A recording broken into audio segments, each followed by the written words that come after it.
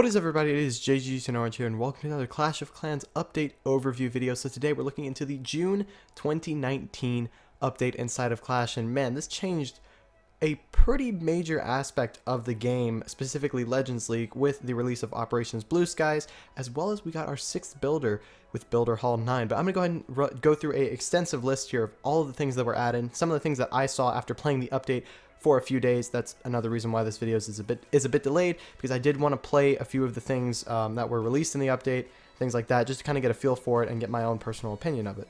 So first, I'm going to go ahead and take a look at the first sneak peek here, which is the research potion. So it says here, this is directly off of the Supercell forums, by the way, and I should mention, the things that I bring up are not in order of when they were released. They are just a list of things that have been released into the game. So, hey Chief, as we get closer to the June update for Clash Clans, we know you're anxious to find out what awesome content will be coming in this release. Well, now we know. Good news is that we're here with sneak peeks. We got several previews coming over the next couple of weeks, so buckle up and enjoy the ride. This was the first preview, or the sneak peek that came out. That's what I do remember. Alright, so the first sneak peek here is a new magic item, the Research Potion, which essentially the first phrase, and it is just really a bunch of mumbo jumbo, but the main important part about it is the Research Potion is a brand new magic item that will be released in the June update that will speed up your lab research for 10 times for an hour.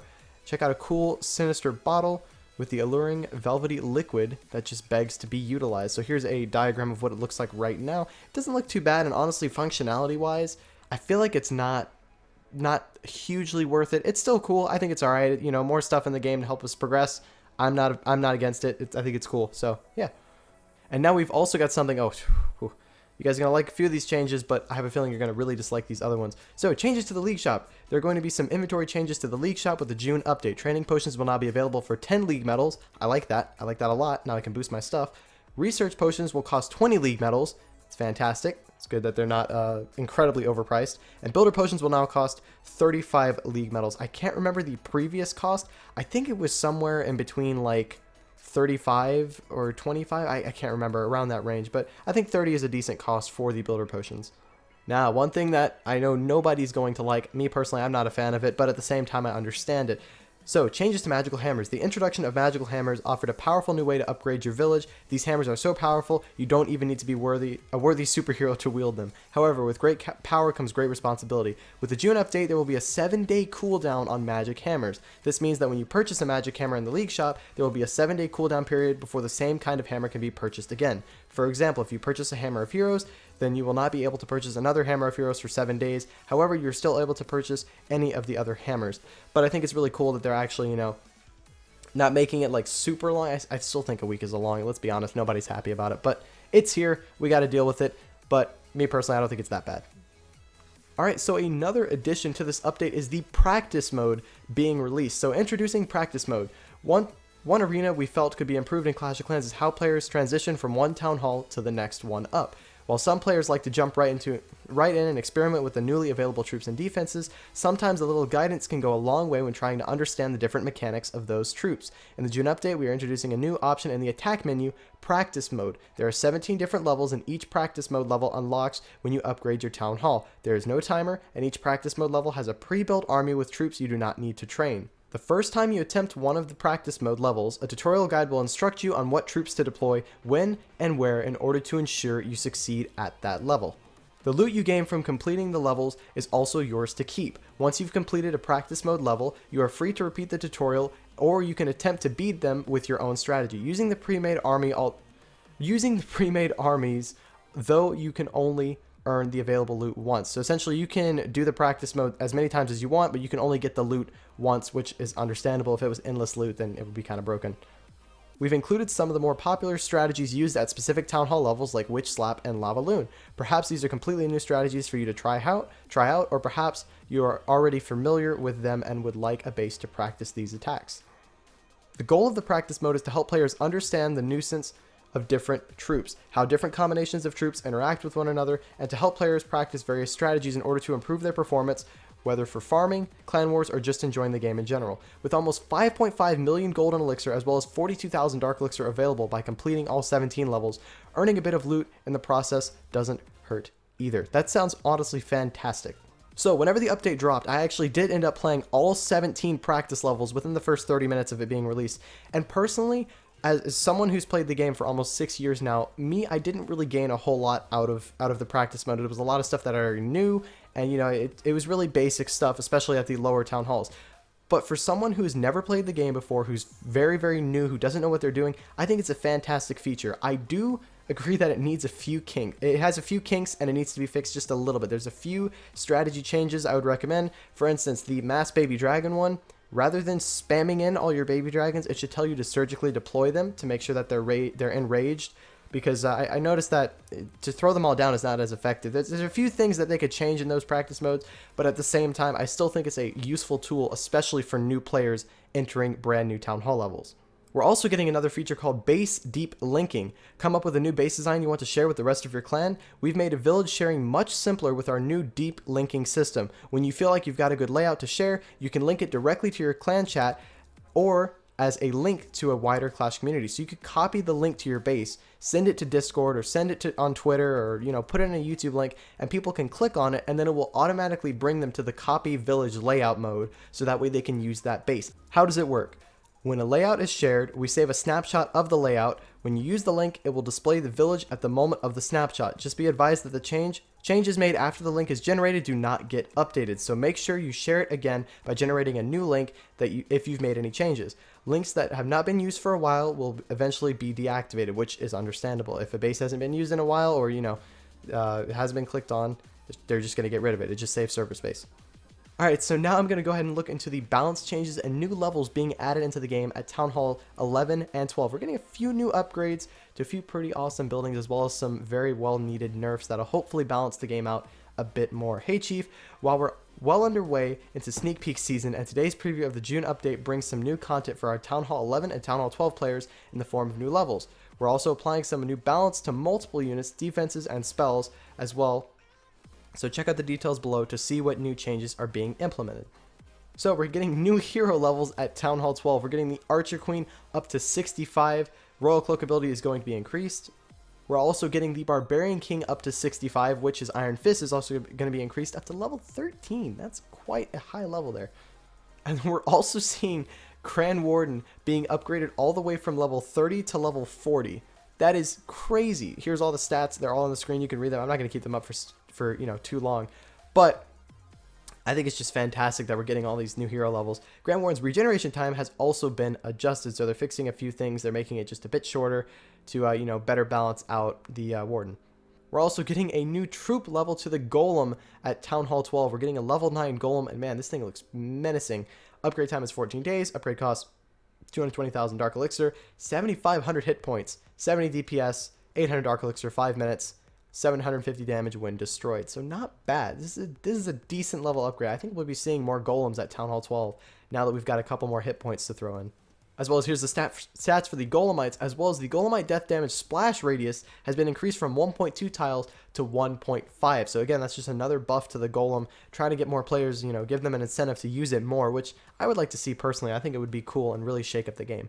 Okay, so now we're seeing a nerf to the healers. So the splash radius decreased from 2 tiles to 1.5 tiles, and honestly, I did see this coming. Rather than buffing defenses and things like that, really the only thing that needed a bit of a nerf was the healers, because they are crazy OP. You see them in almost every single attack at Town Hall 12. They're fantastic. So we're also seeing a buff to the battle blimp here. So the hit points have been increased across all levels. We're going from 2,500 at level 1 to 3,000, 3,000 at level 2 to 3,500, and 3,500 at level 3 to 4,000. So that's definitely a significant boost, and we may see the battle blimp being used more, possibly in some more electron attack strategies, or maybe even some Lalos. You never know. So here are some new defensive levels as well as some balancing. So here we're going to see the mortar going to level 12 at Town Hall 12. Upgrade time is 14 days. Upgrade cost is 12 million gold. Hit points is 950. DPS is 38. As well as they have reduced the level 11 mortar time from 14 days to 12 days. We're also seeing a bit of a nerf to the wizard tower here. So the level 8 DPS is going to go from 48 to 45. And the level 9 DPS is going to go from 54 to 50. Combined with all these new levels that we're getting, we're also going to get the final 50 wall segments to upgrade to level 13 at Town Hall 12. That means you can have a fully maxed out base with all those beautiful level 13 walls, all the beautiful just blue colors everywhere.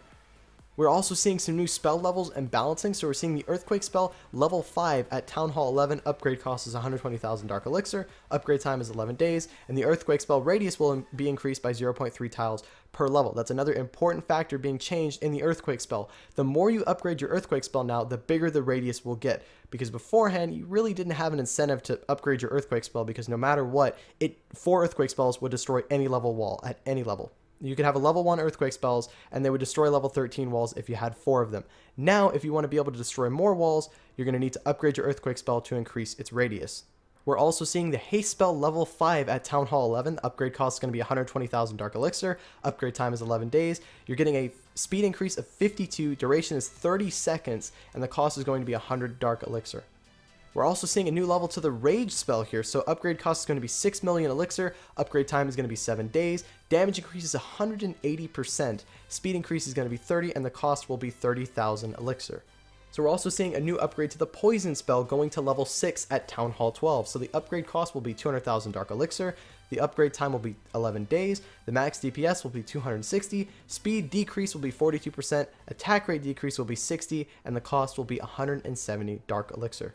We're also seeing a drastic change to the Skeleton spell, as well as a new level at Town Hall 11. So the upgrade cost will be 150,000 Dark Elixir. Upgrade time will be 11 days. It will spawn 15 skeletons. It will cost 160 Dark Elixir. And now skeletons summoned through skeleton spells will now spawn with armor that must first be destroyed before skeletons can be killed. So basically, one mortar shot will not wipe out every single skeleton. It will only knock off their armor, and then they have to be shot at again before they go down. We're also seeing the number of skeleton spawns being reduced across all levels. We're also seeing a few builder-based changes here. We're seeing a decrease in the wall ring cost for the builder-based wall segments. So we're going from level 6 being 4 rings to 3, level 7 is 6 rings to 4, and level 8 is 8 rings to 6. So this is a significant change because you're saving yourself pretty much 2 wall rings on almost every single upgrade besides the first one. So a few other changes that are being implemented here is the Giga Tesla upgrades, gear ups, and builder-based army camps are affected by the builder boost perk from the season challenges. So apparently they weren't before, but now they are, which is great. Shovel obstacle can now be used to move the loot cart. You know, again, I don't think anyone would do this, but at the same time, I think it's still cool. You can make some neat base designs, things like that. I think it's a cool feature. Okay, so that's going to do it for the new levels and balancing changes we're going to see in the game. Now we're going to take a look at something pretty big being released in this update, Builder Hall 9. Builder Hall 9 is coming soon. With its arrival, there'll be some new and interesting twists once you upgrade your builder base. When you upgrade to Builder Hall 9, you will first unlock the following features: the new lava launcher, the new auto hut, 20 new walls, 1 firecracker, 1 spring trap, and 1 mega mine. We're also seeing a new troop being added into the game called the Hog Glider here. So basically, there's just a bunch of mumbo jumbo talking about what the troop does, but essentially, whenever the troop is being deployed, it will run into defenses and stun them temporarily, and then the normal Hog Rider will just kind of deploy and then run through the base. You're seeing gameplay of this on the screen, so you'll know exactly what it is. But it's still a really cool troop. I think it's an interesting design. I don't know who came up with this, but honestly, they're a genius and they need a raise because it's just it's great. I can't wait. I really look forward to using this thing. It looks like a ton of fun. So a couple of the stats from the Hog Glider here is the favorite target is going to be defenses, damage type is single target, it targets ground, it gives you 2 units per camp, and the movement speed is 24. Here are a few stats for the Hog Rider itself. So the spring rate will be 12, and the movement speed will be 32. As well as here, you'll see all of the levels from level 1 to level 18, all of the new additions, the time, the cost, everything's there on screen. You can pause if you really wish to read it. I'm not going to read through all of it because it's quite a bit to go through, but it's cool that they list everything so that way you know exactly what you're getting on every single upgrade. All troops can now also be upgraded to level 18. Below are the following stat changes when you upgrade your Star Laboratory to level 9. So as you can see here, we're getting new levels to the Rage Barbarian, the Sneaky Archer, Boxer Giant, Beta Minion, and Bomber. I'll pop that up on the screen so you can see it. We're also getting changes to the Baby Dragon, Cannon Cart, Night Witch, Dropship, and Super P.E.K.K.A. Everything is just getting stronger. It's fantastic. So now we're taking a look at the new defense here at Builder Hall 9, the Lava Launcher. The Lava Launcher heaves payloads of lava that leave a smoldering crater as it at its impact point. The remaining scorched area will continue to do damage to ground units that come into contact with the crater. Yes, the floor is literally lava. So as you can see on the screen, basically it acts like a poison spell whenever it hits the ground, which I think is a really cool mechanic. And you'll also notice that the dead zone of the lava launcher is 2 times bigger than the Eagle artilleries. So you're really going to have to centralize this in your base, and it's really meant to pick off exterior units, and it only targets ground. So here are some lava launcher stats here. So the build time is 24 hours, its range is 10 to 20 tiles, its damage type is arena splash, it targets ground, and its favorite target is anything. It will just target everything and just kill everything. Here are some more stats of its levels from level 1 to 9. So yeah, it's going to do it for the new lava launcher. So now we're going to take a look at the new auto hut being introduced, which is my personal favorite thing being released with Builder Hall 9. Now that the Master Builder is ready to traverse the Clash world, he has completed his latest masterpiece, Auto Hut, the charging station for his newest creation. Once the Auto Hut is built, you will need to complete a series of tasks to upgrade the Auto Hut. After your tasks are completed and the hut is fully upgraded to level 5, you will gain access to Auto, the friendly builder bot who will tend to matters while the Master Builder is off sojourning to the home village. So here's a picture of little Auto right here. Essentially, this is going to act as the second builder inside of the builder base. And what this is also going to allow you to do is bring the Master Builder to the main base, giving you 6 builders to work on buildings. Me personally, on my Town Hall 12, I will not need this because I'm almost near max, but at the same time, if you're like a Town Hall 9, a Town Hall 10 with a Builder Hall 9, which is very possible if you're playing, daily and you're playing on it and you're getting your loot, this will be a huge, huge change for you, and it will help you with progression a ton. That is going to do it for all of these stuff being added into Builder Hall 9, and now we're going to take a look at probably one of the most controversial, at the same time, biggest game-changing features added into this update.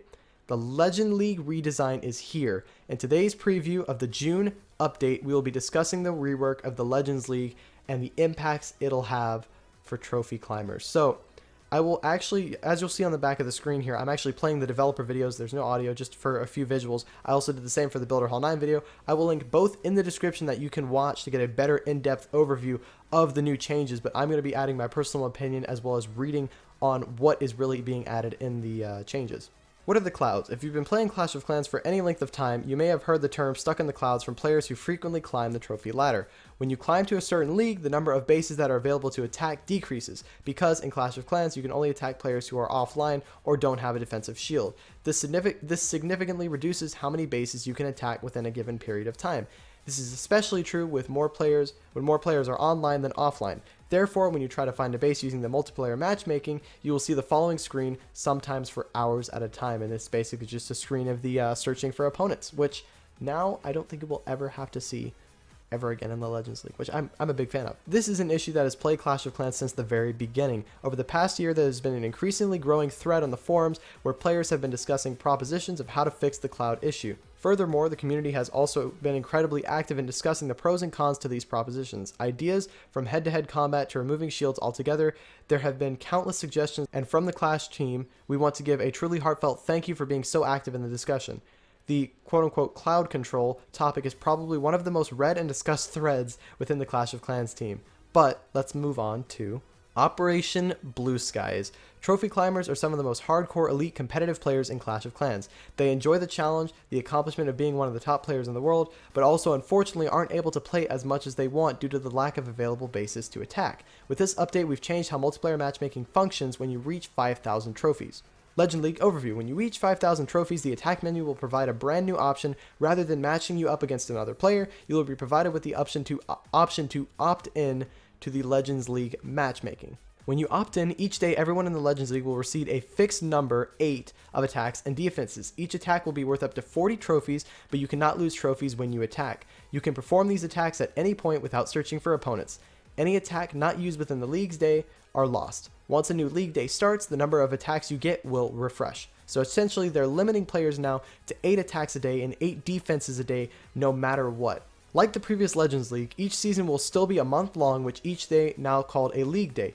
Each league day will reset the number of attacks available and the number of defenses your village can take. At the start of each new league season, trophies will be reset to 5,000. Attacking. Yes, you can do your attacks at any time you want. Once you've completed all of the available attacks, you will not be able to attack again until the new league day begins and the number of attacks are refreshed. This means you no longer need to sit by your device for countless hours waiting for a base to suddenly become available.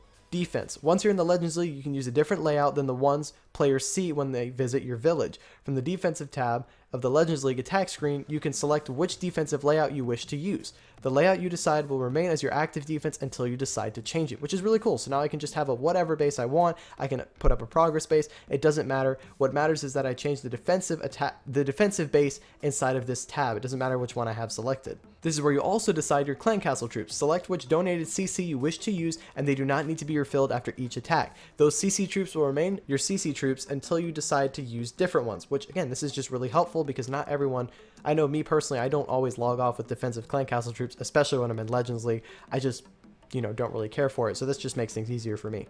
Because we're changing how shields work in Legends League, more on this later, you can be attacked even while you're online, but don't worry, you do not lose resources from taking a defense in the Legends League and can still play while being attacked. So you don't lose resources, and you can still play when being attacked. Honestly, Legends League, it just sounds like it's just getting better. Shields. We've changed how defensive shields function and the role they serve in Legends League. Purchasing a shield is how you will take a break from a league day.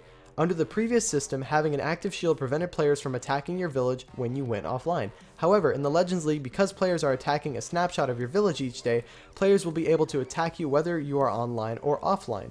With the new Legends League, when you purchase a defensive shield, you will not be able to be attacked for as long as the shield is active, but neither will you be able to attack another village either. Essentially, purchasing a shield will pause your position in the Legends League, which I think is cool.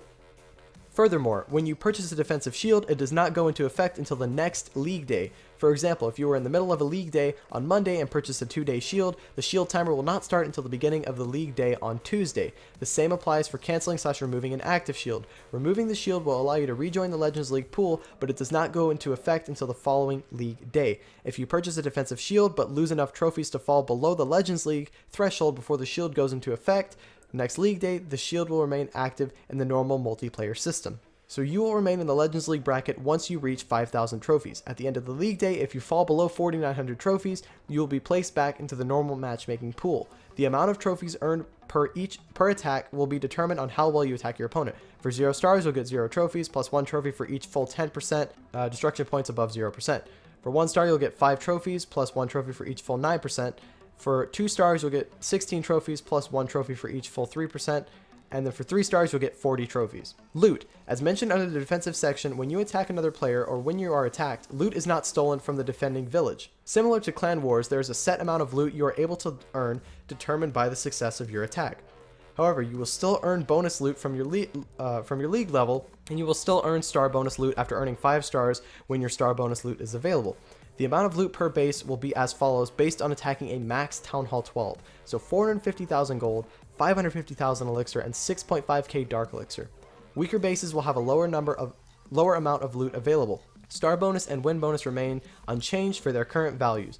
Furthermore, your attacks will still count towards other features such as clan games and season challenges. So I do want to add a bit of insight onto this myself. I've been able to play the Legends League for the past couple of days, and honestly, I'm not seeing a huge issue with it. There are tons of people who are getting incredibly upset with Supercell saying, why are you limiting our attacks to 8? 8 a day is not enough.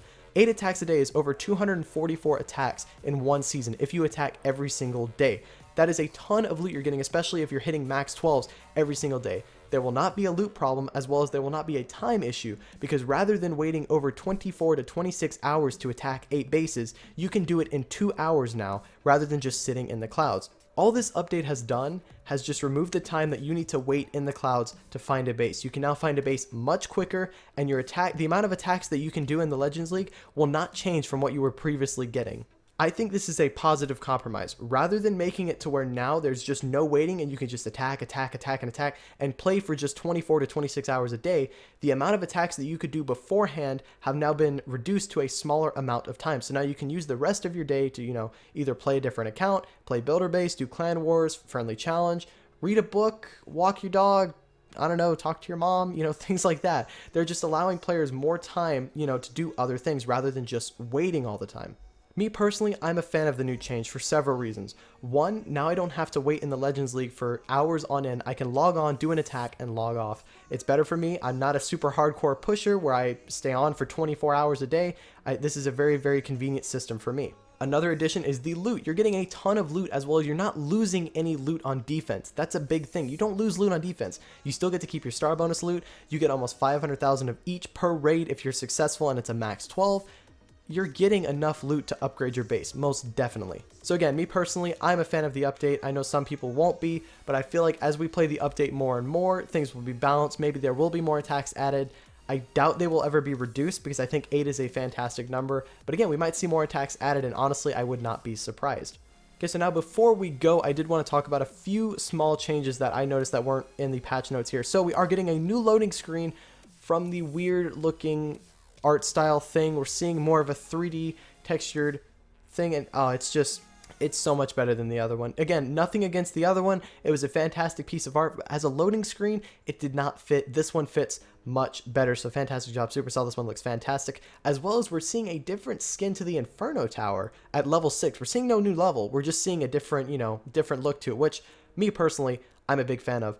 Another thing we're seeing is different changes to the Warden. We're seeing the 3D model for the Warden, as well as his beard's getting a bit thicker. So stay tuned for some Grand Warden skins. I have a feeling we'll see those very shortly. So yeah, that is going to do for this video. Thank you guys so much for watching. I hope I've covered everything. If I did miss anything, please drop a comment and I will pin it, and I will make sure that I keep it in the list of things. As always, you can definitely check the official Clash of Clans videos regarding the clouds regarding Operations Blue Sky, as well as regarding the Builder Hall 9 updates. So yeah, that is going to do it for me. Thank you guys so much for watching, and I will see you guys later.